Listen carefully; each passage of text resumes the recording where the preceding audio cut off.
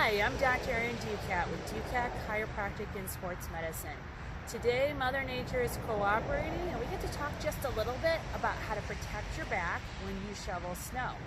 Now, an important thing to remember is that shoveling snow is not inherently evil or dangerous. It's not the activity that's going to break you, it's the activity you're not prepared for that's going to break you. So the number one thing that you can do to protect your back when you're shoveling snow is being used to getting down, lifting, bending, pushing. The only way that you can do that is by making sure that type of activities in your day-to-day life, whether that's in things that you do around the house, doing things more in a manual way, or artificially making that happen in your life by making sure that's in your workout. Well, assuming that you didn't have time to prepare with that step for the last 6 to 8 weeks, here are a few other tips that you can use for healthy lifting mechanics.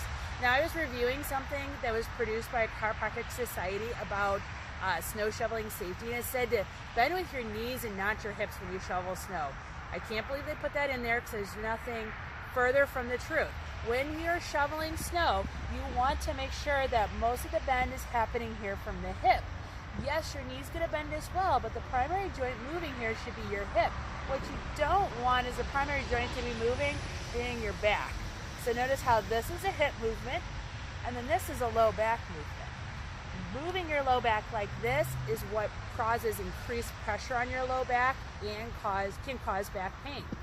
So when you're going to go shovel, you take the shovel like this, you're going to hinge at the hip, drive it in with your arms, push as far as you can, and then again, using your legs, you're going to flip that shovel over.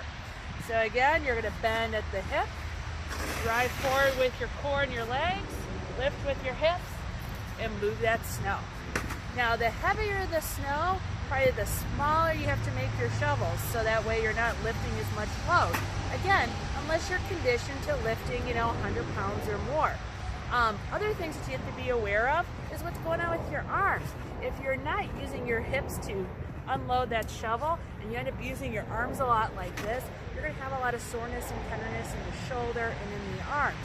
So the more you can transfer that force here to your bigger muscles in your hip, the better you're going to feel. Other things that people can do sometimes is irritate the neck area. That occurs again a lot when you're using the shoulders to flip the snow, or as you're shoveling, you got your neck up like this. You want to keep your neck and your head in line with the rest of your spine to keep things the most ergonomic.